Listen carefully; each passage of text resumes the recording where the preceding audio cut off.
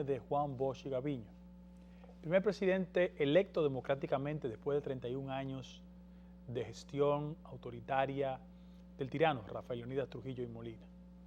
Y una parte importante del programa la vamos a dedicar a colocar en el contexto histórico de esos acontecimientos, de la figura insigne de Bosch, pero sobre todas las cosas ese Bosch que gobernó de diciembre del 62 al 25 de septiembre del 63, que fue el primer presidente electo por el Partido Revolucionario Dominicano.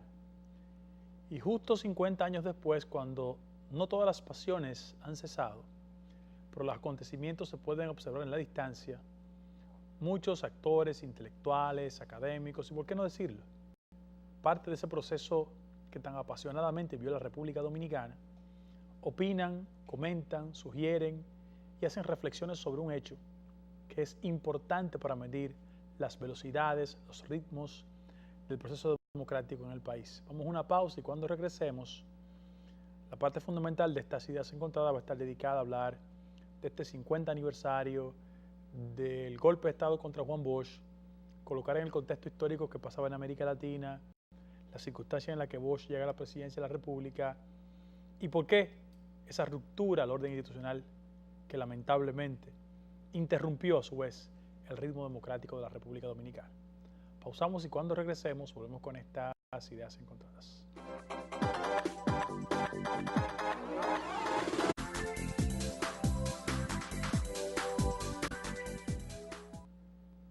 Miren, para hacer una reflexión sensata sobre el proceso que condujo a abortar la gestión del presidente Bosch, septiembre 25, hace hoy 50 años, yo pienso que la mejor forma de introducirnos al tema es haciendo conciencia de que Bosch era una persona que al momento del golpe de Estado había estado fuera de la República Dominicana por muchos años.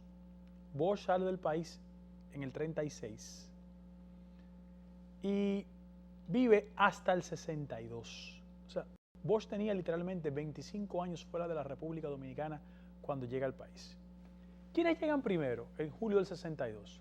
Miolán Silfa y Castillo, la famosa avanzada del PRD, que a su vez también habían acumulado mucha experiencia de vivir en el exilio, por la situación de dificultad política que vivimos los dominicanos y dominicanas entre febrero de 1930 y mayo de 1961. Y Bosch bebió en la fuente del proceso democrático cubano, que siempre fue una sociedad mucho más avanzada en términos democráticos que la nuestra.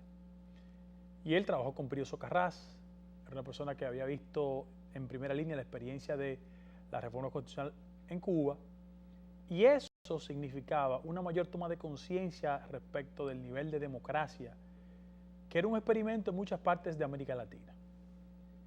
¿Dónde comenzó su principal dificultad desde mi punto de vista? Primero, que don Juan hizo un aprovechamiento inteligente por su experiencia acumulada de las fuerzas sociales que por 31 años habían seguido a Bosch. Y que quien debió acumular mayores méritos electorales fue la persona que se resistió internamente a Trujillo. Hablo de don Viriato Fiallo. Porque a diciembre del 62, independientemente de otros candidatos que se presentaron, las figuras esenciales que compitieron por la presidencia de la República eran, por un lado, Juan Bosch, candidato del PRD, y Unión Cívica Nacional, don Viriato Fiallo. Se presumía que don Viriato, porque había liderado una oposición con mucha dignidad y decoro en el país, debió ser favorecido por el voto nacional. Sin embargo, Juan Bosch utilizó frases, instrumentos y tácticas políticas que lo acercaron a la mayoría. ¿Cuál fue la táctica política inicial? Sumarse al voto de las fuerzas sociales trujillistas. ¿Por qué? Porque después del ajusticiamiento en el país había pasado una ley de destrujillización que impedía que figuras vinculadas al régimen aparecieran en el torneo electoral inmediato. ¿Y qué hace Bosch frente a una actitud de hostilidad innegable y entendida de Unión Cívica Nacional? Mientras don Viriato hablaba de los 7 látigos para perseguir a los trujillistas, don Juan habló del borrón y cuenta nueva. ¿Qué implicaba eso en la lógica social dominicana? Que don Juan no se iba a constituir desde la presidencia de la República, en principio, en un persecutor de la gente con vinculaciones a la tiranía. Y eso le generaba automáticamente una especie de simpatía inmediata con núcleos trujillistas y con la periferia próxima al régimen que por 31 años gobernó al país, que sentía que podía ser arrinconada y perseguida por Unión Cívica Nacional y una potencial victoria. Pero además, ¿qué otros elementos caracterizaban a Bosch? Lenguaje llano, coloquial, que introdujo en el país, desde el ascenso al poder de Trujillo hasta la fecha, el componente ya en el marco democrático de la lucha social y la lucha de clases. Cada vez que Bosch apelaba a la radio, que era el instrumento de comunicación más efectivo, y utilizaba conceptos como hijos de machepa, carro pecueso largo, tutumpotes, comenzaba a fraccionar la sociedad entre un sector excluido, que era la mayoría, que cuando él usaba frases que se conectaban con esos sectores, garantizaba éxito electoral, por un lado, y en segundo orden, un aspecto muy importante. Don Juan colocaba en una esquina a don Viriato, que su único discurso era el de la hostilidad hacia esas fuerzas. Sobre esa base se celebran elecciones en diciembre del 62 y resulta victorioso Juan Bosch de una manera abrumadora, sobre el 50% de los votos. Ahora, ¿dónde comenzó el conflicto con posterioridad al ascenso al poder?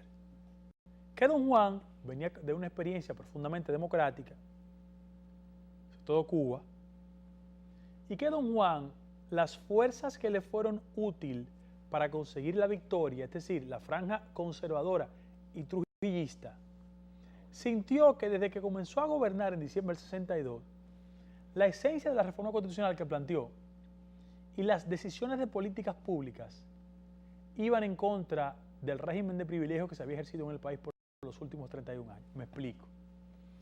En primer orden, don Juan acarició un proyecto constitucional transformador para la época. Doy un ejemplo.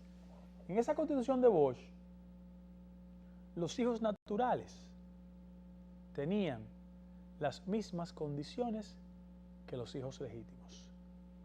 En una sociedad de una tradicional hipocresía social, donde el 70% de los hogares son monoparentales, la formalidad y la legalidad de un matrimonio y de la condición de hijo legítimo ha establecido históricamente preferencias.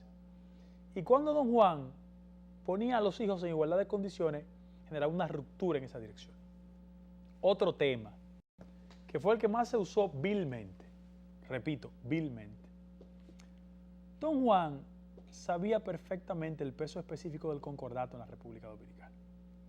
En el año 1956 en la República Dominicana se firmó el concordato, que era una especie de oficialización de pacto entre el Vaticano y la Iglesia. Y ese pacto lo que hacía era que daba categoría constitucional a la Iglesia Católica. Y don Juan, que viene de una formación ostosiana, era maestro puertorriqueño, que hizo vida en la República Dominicana y parte del montaje de la escuela y de la formación tradicional en la República Dominicana se debió mucho a Hostos. Inclusive hay una especie de debate en el tramo final de la tiranía de Trujillo, de una encuesta muy importante que se hizo, manipulada por Manuel Arturo Peñavalle y compartes, sobre la influencia del pensamiento de Hostos en la educación en la República Dominicana. Bueno, frente a eso, esos sectores católicos entendían que don Juan tenía una actitud muy crítica al régimen de privilegios acumulado a través del concordato. Y con esos dos elementos, y pienso yo, el nivel de hostilidad inmediata que mostró Juan Bosch, se crearon las condiciones para que en el país esas fuerzas que le endosaron en diciembre del 62 para hacerlo ganar el poder y que se resistían a endosar a Viriato, fueron las mismas que comenzaron a replegarse ya en el proceso de inicio de la gestión del presidente Bosch. ¿Con qué? Con los llamados mítines de reafirmación cristiana, que era una especie de manipulación vil, diciendo que Juan Bosch, que era un liberal en la época, porque ¿qué era el PRD en el año 62? Hasta el año 1977 el PRD ideológicamente era un partido vinculado al concepto de revolución democrática. Un concepto que había prevalecido mucho a través del PRI de México y de Víctor Raúl Aya de la Torre, líder histórico del APRA en Perú. Era un partido que apelaba a la soberanía nacional, al régimen de tenencia de tierras, pero que no hacía coqueteos ideológicos. Don Juan, hasta el año 1973, o sea, 10 años después del golpe de Estado, es que hace un viraje de carácter ideológico cuando funda el PLD, debido a su experiencia del golpe de Estado y sus viajes por los países socialistas. En el momento del golpe de Estado, Bosch no era un hombre de izquierda, era un hombre de pensamiento liberal. Ahora, en el contexto de la realidad social dominicana de esa época, sí era un hombre muy avanzado. Ahora, ¿qué acontecimientos se desarrollaban más allá de las fronteras nacionales cuando Juan Bosch comenzó con su experimento liberal en la República Dominicana? Primero, los Estados Unidos no vieron con buen gusto que su primera salida en la transición entre su victoria y el ascenso al poder lo hizo Europa. Juan primero llega a Europa y después va a los Estados Unidos. ¿Qué pasaba en los Estados Unidos en esa época? Bueno, había una guerra fría instaurada como un modelo de política exterior y prevaleció en los Estados Unidos, siendo Kennedy presidente, lo que se llamó la política de seguridad nacional, que no era otra cosa que no fuese un diseño de política instaurada en Estados Unidos, diseminada para toda América Latina, que sirviera como contrapeso de la penetración de Fidel Castro y las ideas comunistas en toda América Latina. Recuerden que ya Castro había ganado el poder 3 años antes de la victoria de Juan Bosch y había la preocupación de que se diseminaran las ideas de izquierda revolucionaria en toda América Latina. Bosch, reitero, era un liberal y localmente se comenzaron a hacer manipulaciones con el tema de que Bosch no creía en Dios, de que Bosch era comunista. ¿Por qué? Porque en el proceso de elecciones entre Viriato Fiallo y Juan Bosch, hubo un acontecimiento que sí marcó esa posterior lejanía entre la Iglesia Católica y Juan Bosch. ¿Cuál fue? Que en medio de la campaña electoral Juan Bosch no debatió de manera pública con Viriato Fiallo, que era su contendor. No. Debatió con Láutico García, que era un padre, muerto recientemente, que porque don Juan había publicado en una revista de Venezuela unos conceptos respecto de que Lenin era el sinónimo de buen gobernante porque se había mantenido en el poder, él esgrimió eso como argumento para decir que don Juan, cuando valoraba la actitud de Lenin, reivindicaba su condición de comunista. Y se abrió un debate público en el país y don Juan fue a los medios de comunicación, a la televisión, en ese debate con Láutico García, y le demostró que don Láutico estaba equivocado, que él, apelando a ese artículo y reivindicando las destrezas de Lenin para mantenerse en el poder, no hacía un acto de profesión de fe sobre el sistema comunista. No obstante, ese éxito en el debate quedó en el subtracto de muchos sectores de la vida nacional la idea de que don Juan era un hombre marxista, promovido internamente por las manifestaciones de reafirmación cristiana, que era, reitero, un acto de manipulación de las fuerzas conservadoras coaligadas con los cívicos resentidos por la derrota de don Juan en diciembre del 62 y que se activaron en todo el país. ¿Quién hacía eso?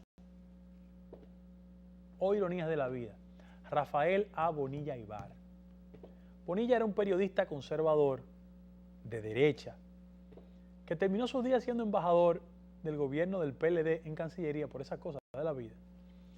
Pero Bonilla se dedicó a hacer esos mítines de agitación, los mítines de reafirmación cristiana que se diseminaban en muchas partes del país diciendo que Bosch era comunista, que Bosch era comunista y que era comunista. Ahora, ¿qué se ambientaba en Estados Unidos? Es cierto que el golpe de Estado de Bosch sucede siendo Kennedy presidente, pero las posibilidades de que los acontecimientos con posterioridad al golpe de Estado, devolvieran a Bosch al poder, porque Bosch se va a Puerto Rico, en unas circunstancias extrañas. Él se va a las islas y después pasa a Puerto Rico. Y miren las cosas de la vida. ¿Quiénes le acompañan en la fragata presidencial?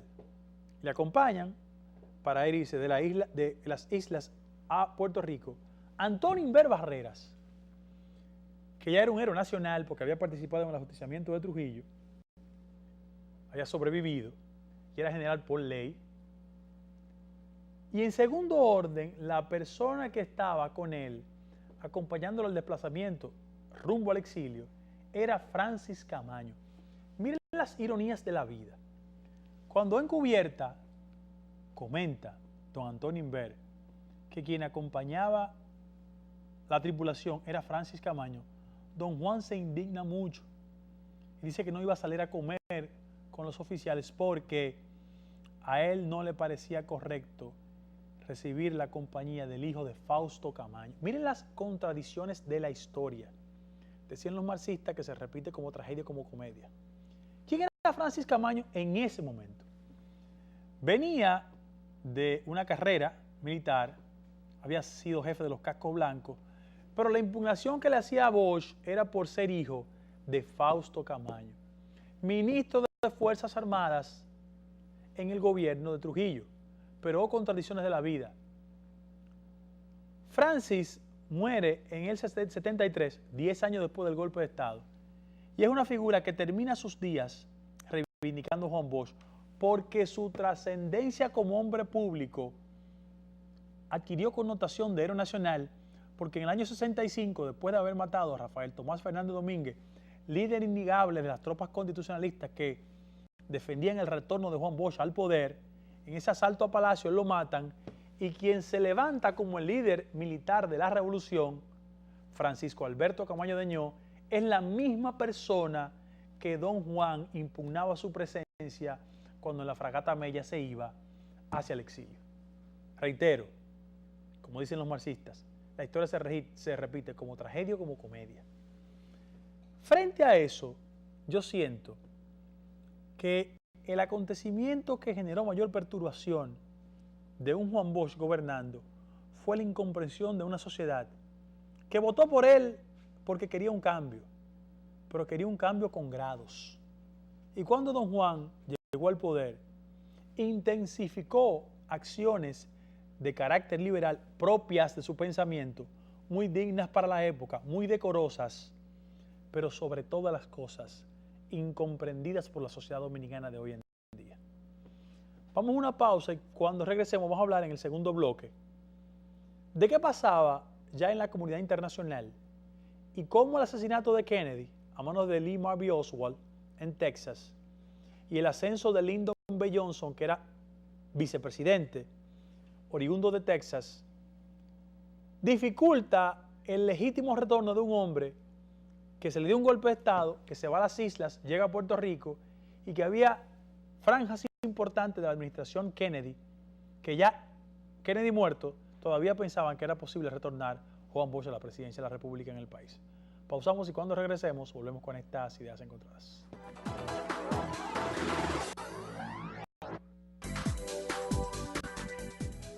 Volvemos con estas ideas encontradas. Miren, yo decía en el bloque anterior que esta parte la iba a utilizar para conectar ese acontecimiento con hechos que se desarrollaron fuera de la jurisdicción nacional, pero que tuvieron un profundo impacto en lo que pudo pasar en la República Dominicana y no pasó, y por qué la transición democrática se postergó. ¿Por qué? Si bien es cierto Kennedy era el presidente ideal frente a la peligrosidad que implicaba para los Estados Unidos y el Departamento de Estado, un Fidel Castro diseminando las ideas comunistas en toda América Latina, y por qué como diseño de política interna exportable a toda América Latina el concepto de seguridad nacional se implementó. La política exterior norteamericana tomó su cuerpo con mayor efectividad en todo el concepto de Guerra Fría hacia América Latina, tratando de impedir de que el fenómeno del comunismo avanzara. Como seguridad interna a través de la teoría de seguridad nacional y como concepto de política exterior a través de la Guerra Fría.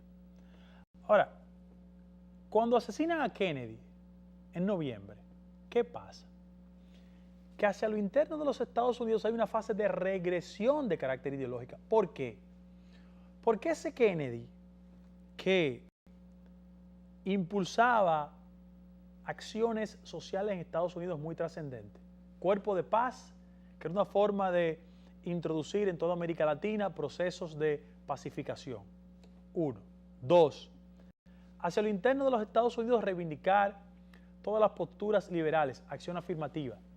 Es decir, aproximar sectores excluidos, minoritarios, que combinados con la participación de esas minorías emergentes en ese momento, hoy mayorías en muchas demarcaciones, hispanos y afroamericanos, que habían sido históricamente excluidos por práctica y por legislaciones de una sociedad que se fue a una guerra de secesión porque los estados del norte querían someter a la esclavitud a los estados del sur, Kennedy emergía como una figura insigne, pero reitero el concepto, o ironías de la vida, hijo de un ex embajador norteamericano en Londres, que se les indicaba al trasiego de alcohol ilegal y que frente a la imposibilidad de ser candidato, preparó su familia para eso. Y lo que ha pasado desde el ascenso de Kennedy al poder hasta la fecha es que la familia Kennedy ha tenido un peso específico en la sociedad norteamericana. John Fitzgerald, presidente, un periodo, gana la reelección, la asesinan. Bobby, procurador general de la República, Robert Kennedy, iba a ser el potencial candidato presidencial de su partido, le da un balazo. Su hermano, Ted, iba a ser candidato presidencial, pero tuvo un escándalo, Chappaquiddick se llamó. Andaba con una novia, se le fueron los frenos, mucha gente dice que fue una conspiración y se ahogó en Chappaquiddick. Pero fue el senador simbólico del estado de Massachusetts hasta su muerte. Querían construir a John, el hijo de John Kennedy y Caroline Kennedy, pero murió en un accidente. Iba a Martha Vineyard, que es una especie de vacacional, donde la familia Kennedy tiene tradición, y volaba se hizo piloto y murió. Su hermana acaba de ser designada embajadora de la administración de Obama en Europa. Perdón, en Japón, es la nueva embajadora norteamericana en Japón. O sea, es una familia con mucha tradición y peso específico, a tal punto de que en la contienda de Hillary contra Obama, ellos apoyaron a Obama. Y Obama tiene una especie de alto grado de gratitud a esa familia. Pero vamos a volver al tema. Cuando asesinan a Kennedy, llega al poder Lyndon Johnson. ¿Quién era Lyndon Johnson? Johnson era un senador de Texas que cuando vieron que Kennedy, con apenas 43 años, con los vínculos de familiaridad que le hacían impugnable, se presenta de candidato, ¿qué pasa? Que le buscan un compañero de boleta que pudiera suplir y generar la tranquilidad en segmentos conservadores. Y esa persona ideal era Lyndon B. Johnson, que era un senador demócrata, pero del centro hacia la derecha. Y procuraron un equilibrio en la boleta. Cuando asesinan a Kennedy, Johnson emerge como presidente. ¿Y qué pasa? Que hay una ruptura inmediata porque Bobby Kennedy se va de la Procuraduría, arma su candidatura presidencial, le asesinan, y la figura que adquiere mayor connotación en la capacidad de manipulación y decisión de poder en Estados Unidos es una figura gris, totalmente gris, que fue jefe del FBI por muchos años, muchísimos años, pero una persona que lideró el FBI y fue capaz, hablo de Edgar Hoover, y fue capaz de hacer del FBI un instrumento de terribles manipulaciones. Como él, cuando llega Kennedy a la presidencia de la República, había tenido conflictos con Bobby, que era procurador general de la República, y a su vez su superior jerárquico nunca entendió que un jovenzuelo le dirigiera. Hay una desclasificación de documentos públicos excelente, se llama Enemigos, publicada, que es el mismo autor de Hoguera Creencias, sumamente importante, que habla sobre cómo se desclasificaron esos documentos y habla cómo Oswald fue primero un instrumento contra Kennedy, pero sobre todas las cosas, como Hoover se prestó a muchas manipulaciones para intrigar a Bobby Kennedy con Johnson, sacar a Bobby Kennedy de la Casa Blanca, de la Procuraduría General de la República, y armar un expediente que terminó, oigan las cosas de la vida, siendo, oigan, el ex jefe de la FBI, Edgar Hoover, una de las personas que con posterioridad al conflicto que existió en la República Dominicana entre retorno a la constitucionalidad, Consejo de Estado, triunvirato, Guerra de Abril y elecciones en el año 1966,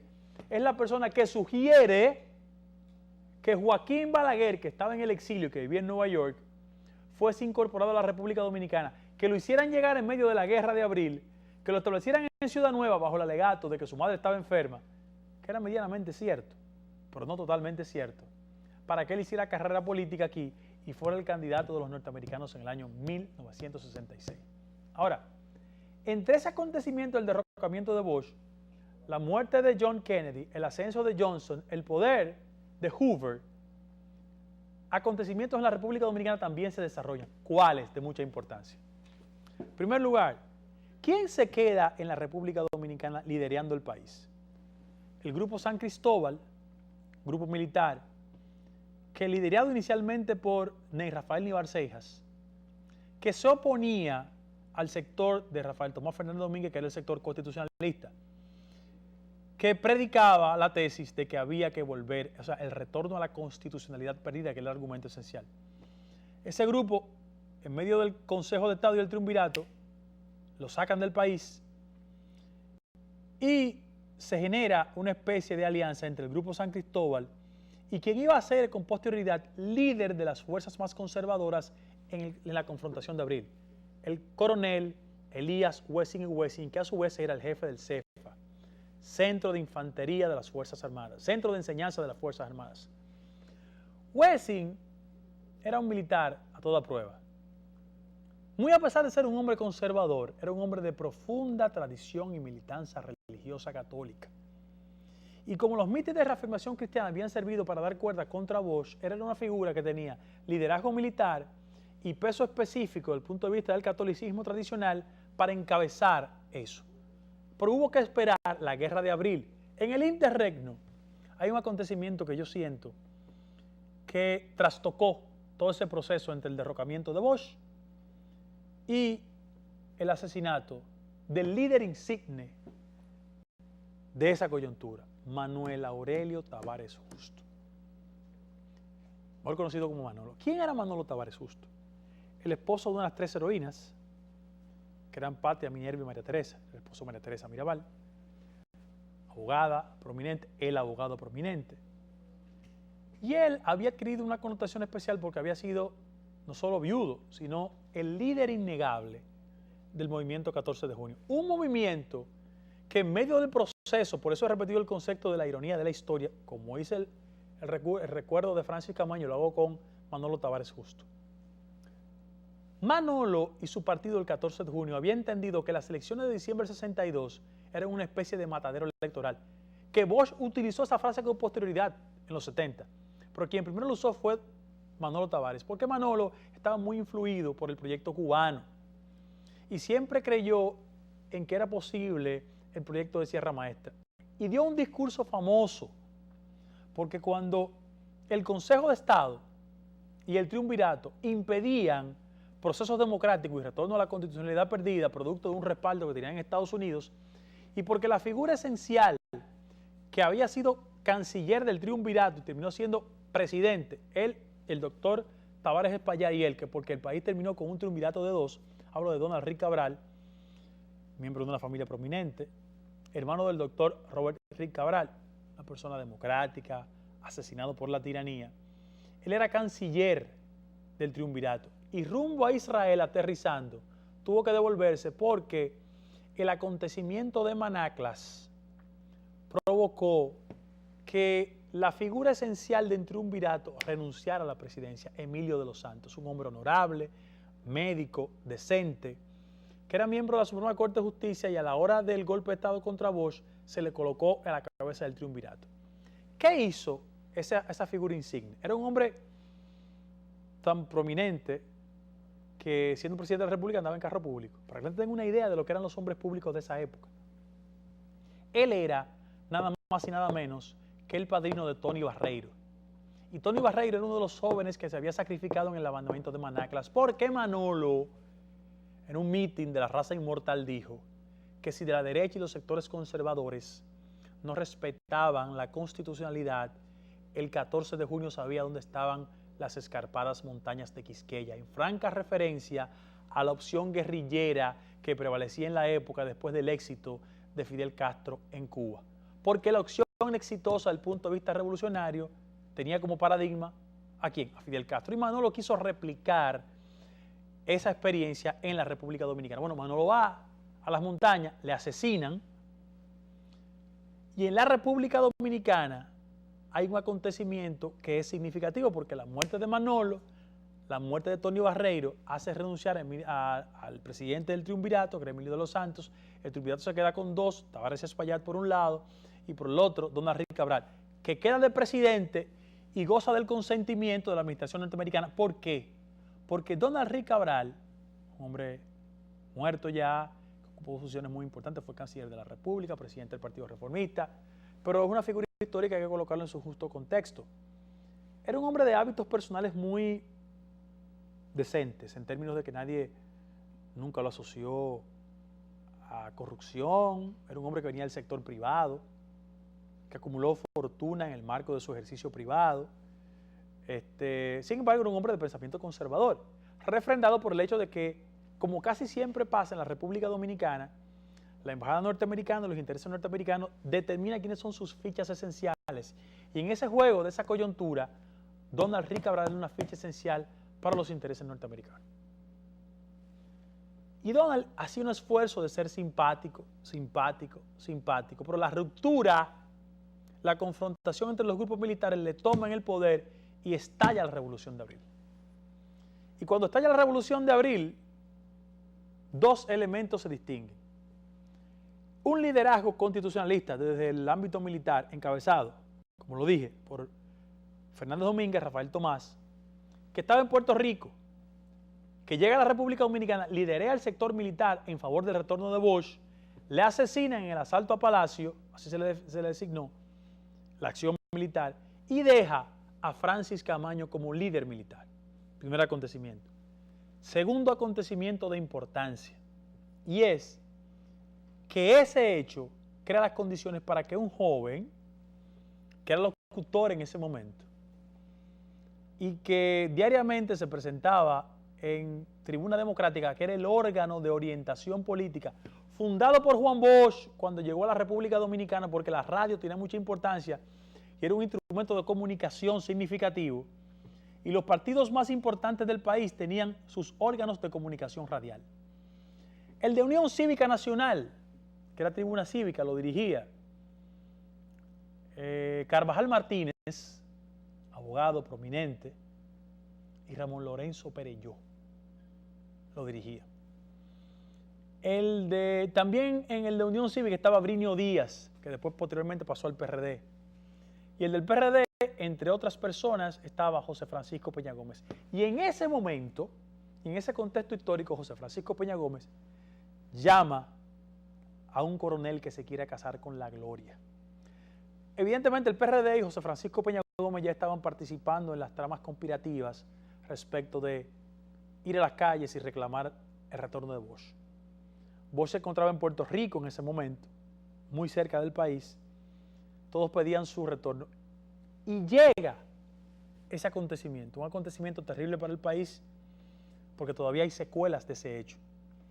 Pero el punto que generó esa guerra está íntimamente vinculada con la desaparición del ritmo democrático que vivió el país entre diciembre del 62 y septiembre del 63.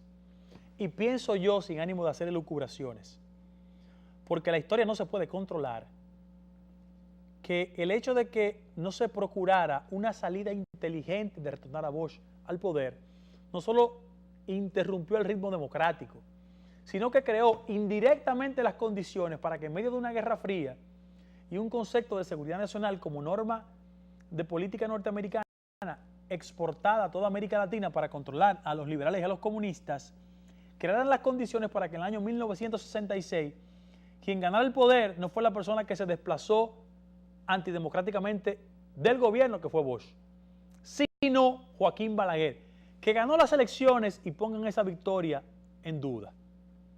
Porque ¿qué acontecía? Antes de irme al bloque próximo, voy a dedicar una parte importante a hablar de eso. Que don Juan estaba muy consciente de la presencia militar norteamericana en el país. Ya estaba el MAC en el país, que era Military Assistance Agreement Group, que era el cuerpo militar de asistencia norteamericana, que se quedó en una clara política de orientación anticomunista hacia los sectores militares, en primer orden. En segundo orden, a perfilar los cuadros en la administración militar dominicana que respondieran al interés norteamericano. Y en tercer lugar, impedir a toda costa el éxito electoral de las propuestas liberales. Y don Juan se presenta a la elección del 66, solo salió 2 veces a hacer campaña. Le decían Juan de la Cueva, porque estaba encuevado. Vivía en la proximidad de la prolongación de Independencia, en los kilómetros, casi no podía salir.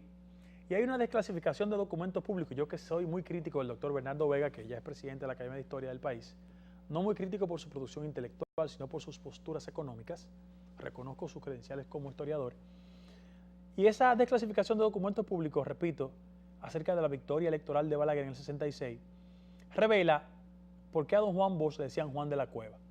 Pero en segundo lugar, también revela otro acontecimiento, es que todavía en el año 1966, el voto rural era mucho más fuerte que el voto urbano. Y es a partir del 74 que hay una transformación en las tendencias del voto. Y a partir del 74 ya comienza una ascendencia en el voto urbano frente al rural, hasta la fecha. Y todavía Balaguer tenía mucha presencia en el campo. Mucha presencia en el campo, porque el campo había sido trujillista, porque la naturaleza conservadora del campo se mantenía, y mucha gente de orientación rural votó por Balaguer. Sin embargo, se desarrollaron muchas manipulaciones en el transcurso de las elecciones del 66 que condujeron a que Bosch perdiera las elecciones. Él estaba muy consciente de lo traumático que iba a ser para el país una victoria de él. Porque el país, repito, venía de un golpe de Estado, después de una guerra. Y esos acontecimientos, pienso, que contradictoriamente procuraron una victoria de Balaguer en el 66. Una victoria porque se correspondía con el esquema de política exterior norteamericana de procurar un hombre conservador que impidiera el avance del comunismo y de las ideas liberales. En segundo lugar, porque ese mismo hombre conservador iba a permitir que el liderazgo de las Fuerzas Armadas en la República Dominicana obedeciera a orientación conservadora. Pero en tercer lugar, esa figura iba a permanecer en la cresta de los acontecimientos políticos entre el 66 y el 78 y iba a liderar, también utilizo el concepto de comillas, la mal llamada transición democrática en el país. Por eso, todos los líderes militares en ese momento que surgieron, se desarrollaron y tuvieron control político, eran el resultado de una existencia del MAC en la República Dominicana y de sus vinculaciones innegables con Balaguer y su discurso anticomunista. Pausamos y cuando regresemos volvemos con estas ideas encontradas.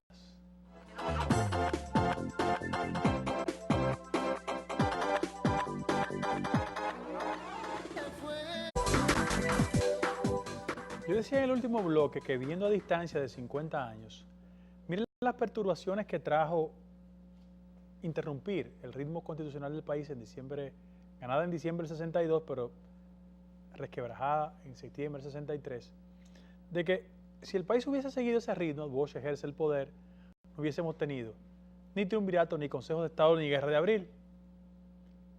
Y quizás Balaguer no hubiese gobernado 12 años como gobernó. Pero miren, yo hice una reflexión desde el punto de vista del ritmo constitucional y político. Pero quiero hacerlo desde el punto de vista militar. Porque ¿qué acontece? Que esas estrategias de tener el comunismo, donde vilmente se confundía el concepto de ser liberal con ser comunista, generó una ideología en una generación de militares que jugaron un rol producto del diseño de una política llamada Guerra Fría que impactó en República Dominicana como en América Latina y dividió el país. La gente de mi generación no sabe que hasta el año 1978 en todos los cuarteles de la República Dominicana, como resultado de esa fortaleza que tenía el MAC y la orientación de carácter militar y política que daban los cuerpos de asesor a los militares dominicanos, había un letrero que decía: militar, recuerda que los comunistas son enemigos de las Fuerzas Armadas. En todos los cuarteles del país eso existía. Además había una ley 6 que penalizaba el comunismo en la República Dominicana. Pero miren, ese liderazgo de carácter militar que sirvió como sustento político de Balaguer creció, se desarrolló y adquirió rangos con reconocidas excepciones, porque sin lugar a dudas tenía de filosofía y razón de ser su naturaleza anticomunista. ¿Quién es la figura militar que más se destaca? Porque se le vinculó a Balaguer, pero fue sostenido gracias a su vinculación con la embajada norteamericana y con los organismos de asistencia militar norteamericana, Enrique Pérez y Pérez. Y yo quiero hacer un análisis lo más objetivo posible, porque los políticos están envueltos en pasiones. Hay un libro de Brian Bosch que se llama Balaguer y los militares, que es la tesis doctoral. Debe ser el libro más revelador de las relaciones de Balaguer y los militares entre el año 66 y 74. Él fue agregado militar de la Embajada Norteamericana en la República Dominicana y publicó su tesis doctoral, se llama así mismo, Balaguer y los militares, donde revela la relación de todos los militares, sus ascensos y su éxito. Por ejemplo, Enrique Pérez era un militar oriundo del sur, que es la estrella más alta del militarismo en tiempos de Balaguer, porque comenzó a desarrollarse en las postrimerías de Trujillo como un militar, pero sobre todas las cosas adquiere una categoría de hombre confiable a los intereses de la represión militar balaguerista, pero sobre todo los intereses de la Embajada Americana de esa coyuntura, porque él lideró lo que se llamó la famosa Operación Limpieza. ¿Qué era la famosa Operación Limpieza? Era una especie de acción militar en toda la parte norte de la ciudad capital, donde limpieza, pónganle concepto, pretendía limpiar esa parte de la capital de todos los remanentes revolucionarios.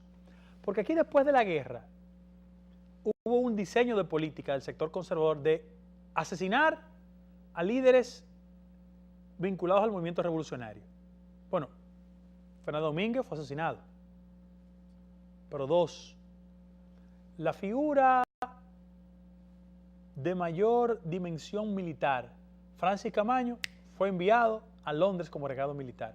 Y Pichirilo, que venía de una experiencia por haber participado con Fidel Castro en Cuba,